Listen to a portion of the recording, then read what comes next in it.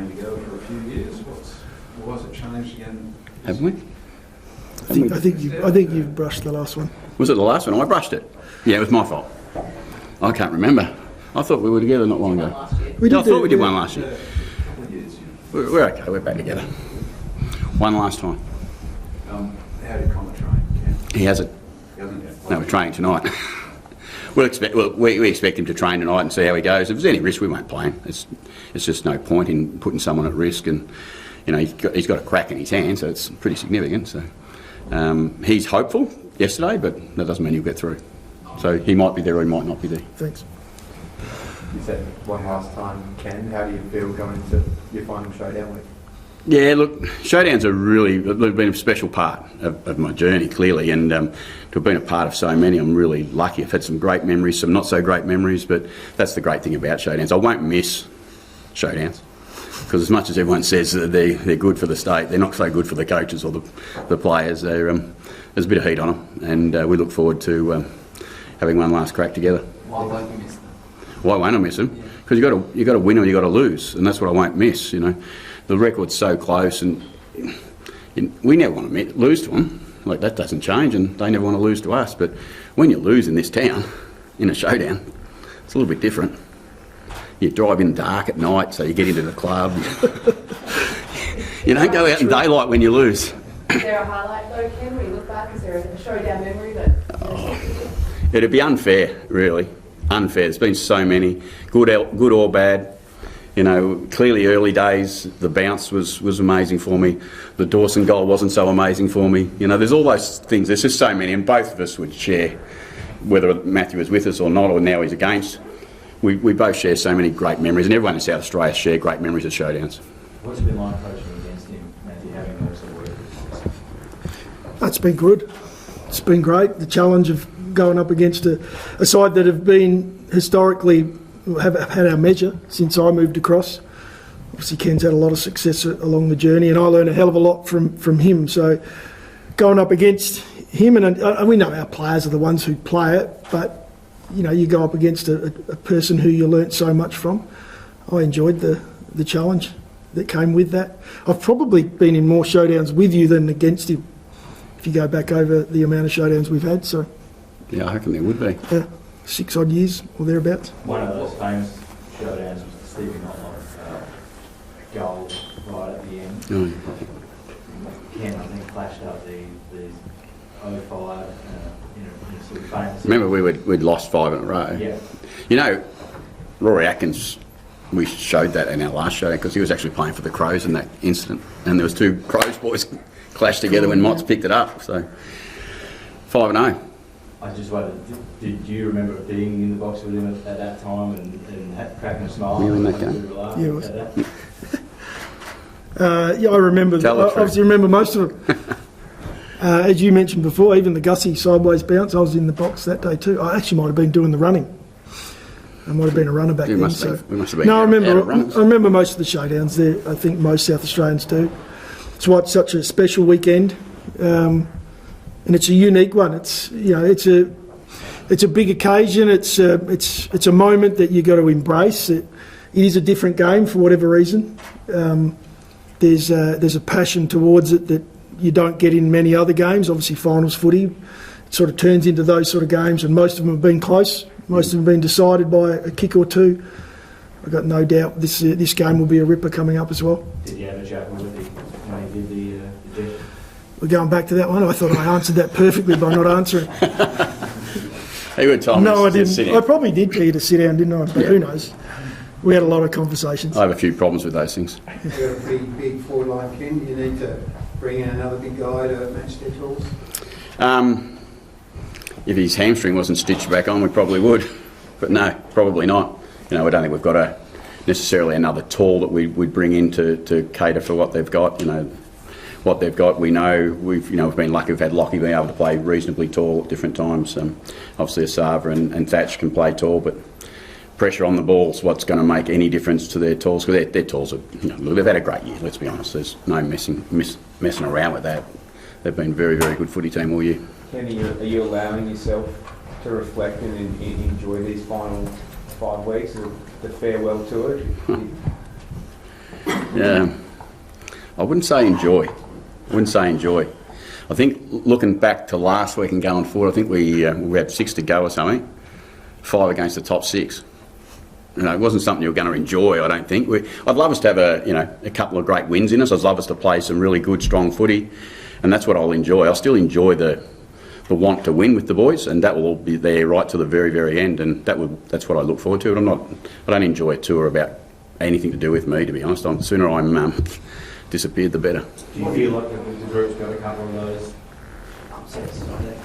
We're going to do our best. We're absolutely going to do our best. We've got no guarantees, but we're going to do our best to try and do that. I mean, as I said, the quality of the opponents we come up against, we'll have a fair bit to say in that, but, our best sometimes has been very, very good, and, don't give us a sniff. Don't give us a sniff. How seriously should the Crows be taken as a legitimate final flag contender now? Without pumping them up too much, because that's not something Port tend to do. They're the form team of the competition. They've had an unbelievable run. I think, 8 or 10 of the last 12, hasn't lost by a couple of points in the couple you've lost. To me, they're favourites to finish on top, and I think that's right. But what would it mean, Ken, for your last showdown maybe to be a positive one? Not so much any more than any other time in the showdown, because I said they all mean they're special events, but I like to win every game. I don't care whether it's a showdown or whether it's a game down in Launceston or a game up in Canberra where we've been this year. I just like to win. It's an ingredient you have to be a coach. In the last sort of 5 years, particularly in your spell, ladder-wise, Port have had the upper hand, but results have been almost in your favour or pretty even.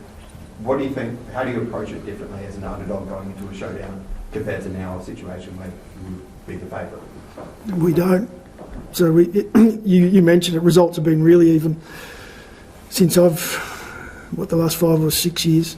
And we won't approach this game any differently to what we've done all season. And that's, we've mentioned, it's been our strength this year, has been able to stay focused on the now, on the moment. This is just a bigger moment. We'll acknowledge the moment. We'll actually enjoy the stage that it'll be, it'll be the spectacle. It's going to be a big game.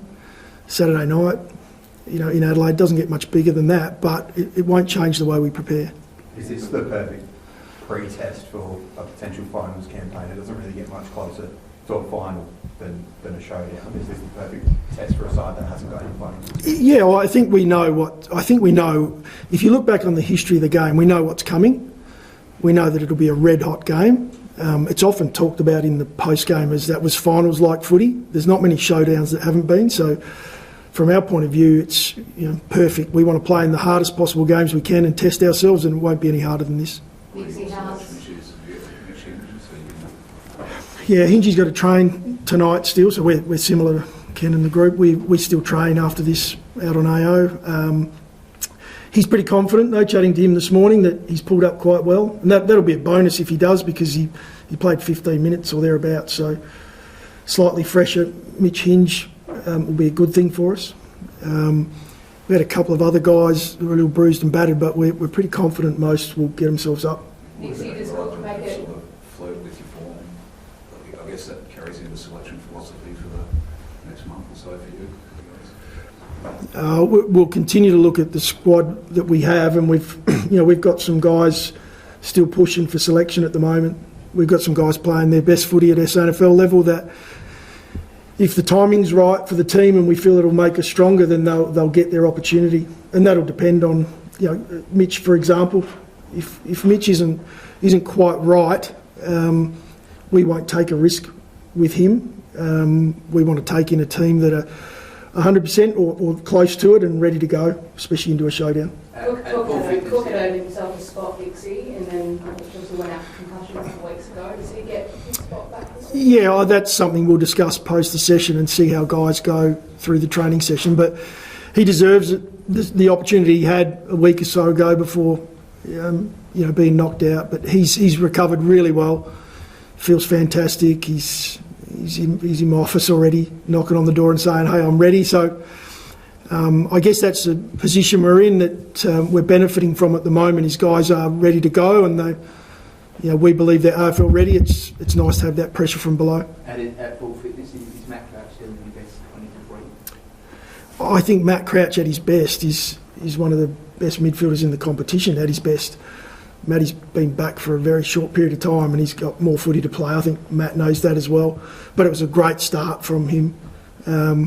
Not just his footy, just the guys that played with him at West Adelaide, just what he brings to the, as far as the leadership on field and how clean he is with the ball already. But he needs a little bit more footy before he starts knocking on the door. Could that be a nice little X factor in September if you finish in a high enough spot and then be able to bring in a freshener on that?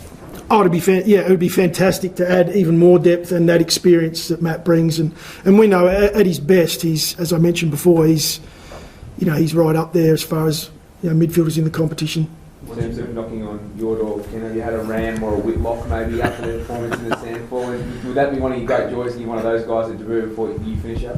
Yeah, I think there's patience required regardless of your list position. I mean, we obviously have a lot of injury at the moment, and that's unfortunate. But there's also patience required for particularly tall forwards or tall backs. Both boys played really well last week. I won't say we wouldn't pick one of them this week, but it'd be unlikely. Unlikely. In terms of injuries, this time of year everyone's hurting and that sort of stuff, but I understand a few players are going to require surgery. Their list is looking all right. including Miles Bergman, who's going to need surgery at some point. How many of your guys are sort of You're a doctor. limping to the finish line at some point?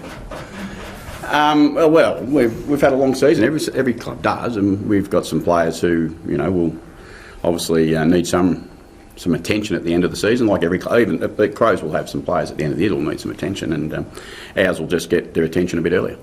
So there's a few you might need to shut down before the end of the year.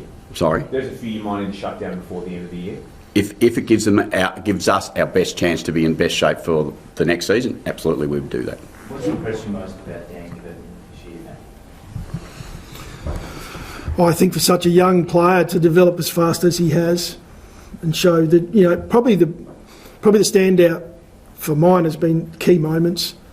I think he stood up in really big moments, which, that's unique for such a young player to be able to do that. He's still got so much more that he's working through and a lot more in his game that he's going to improve on. But when you need a big moment and you need a player to win a contest, he's shown that multiple times over the last couple of months. How do you see how the Crows being placed for the flag, or the finals and the flag this year? It's not even something that has crossed our mind. As I've said to you, we're locked in. You're third place at the moment, so I appreciate you letting us know. You've got to be seen as one of the favourites. I think the position we're in is off the back of us not looking at any of that. The reality is it's there and it's noise, and we're just locked in. So we're looking at Ken and his group at this point, trying to work through how do we continue the form we're in. It's not easy to keep momentum and have that that belief that we have at this point in time. We're not shying away from that we're playing some great footy, but we also know how quickly that can change. So we're going to stay locked in on week by week. The inaugural Crows coach wrote this week about teams he had where there was that real narrow focus and they went week to week, and it hurt them almost in finals because at some point you need to flip the switch and believe that you can do something special. When we flip that switch, you think? If and when there is a moment that we make finals and that round comes around, we'll definitely focus in on what needs to be done in the finals. At this point, that's not the case. Just back to Curtin for a moment. Do you see some similarities between him and Cat? In terms of And Dawson? Yeah, just in terms of their... You talked about Gee, I hope so. You talked about moments with your with Curtin before, and also their versatility as well. I guess, there are some similarities. I think Dawes came in and impacted straight away. We mentioned Showdowns. There's not many bigger moments than that. They are similar characters. They've both got incredible belief in themselves. They prioritise team, like 100%. Dan is well and truly above his age from a maturity point of view of what he focuses on and what he prioritises, and that's similar to Dawes. It's why Dawes is our captain. It was a standout that he just had a leadership to him that we knew would help our group develop. And Dan's, as I mentioned, Dan's already in a great space when it comes to how he works with his teammates and what he prioritises. So, there are some similarities. Ken, your ruckman yesterday, said it'd be nice to derail Adelaide a little bit and then run into September. Do you concur? No, we hear again. That's the banter you hear all the time, isn't it? We heard it last year, back our way. That's what the players say, and that's what they should say. They should enjoy it. Theatre of the game is okay. Remember, I've said this a couple of times. It's okay, and I embrace it and I love it. I think it's anytime we can make the game a little bit more exciting, as long as we keep it in a place that it's not personal, it's not about family. You know, we can live with any of that, I think. So in the spirit of the game, if you win the last kick of the game on Saturday night, one last big celebration in your year, Ken? Yeah. I reckon I'll sneak off really quick. Really quick, but I'll take the win. If we're lucky enough to be in that position, I'd love to take the win, but I'll certainly do my best to stay out of the limelight. Matty, is it hard to imagine, this is 25th Showdown, is it hard to imagine Showdowns without Ken Hinkley involved? Yeah, it will be. We had a little chat on the way in. It's an unusual feeling sitting here and knowing that your opposition coach won't be there next year. He's already made that decision, but as I mentioned to Ken, I learnt so much from him, you know, in the period of time that I worked underneath him, and yeah, it'd be sad to see him go. No way. But the next bloke, the next bloke coming in is more ruthless anyway. So yeah, he's a bit more aggressive. We'll see how Joshy goes. I was just going to say, conversely, Ken, Matt's spoken about your influence on him, but how have you seen his progression as a coach? I'm just so lucky that I've had a chance to work with Nixie. He was one of the very first ones I spoke to when I first got the job. I actually was begging him to stay in some ways, and I didn't really know him. I remember I rang you on the phone from Queensland, so we need to keep you, all the stuff that you want to do as a coach, and to his great credit, he'd done nothing but support me in his time with us. He went on and created his own career with some courage, and I've just admired the way he's had to be as resilient as he's been, and I'll still have a Showdown connection, won't I? I'll still look at Nixie coaching, I'll look at Josh coaching, I'll look at Port playing. I still enjoy the opportunity to watch a Showdown, but Matthews, he should be so proud of what he's done and to be as strong and as gutsy as he's been, I reckon, over the last few years. It'll hurt me to say I'm glad to see him doing well.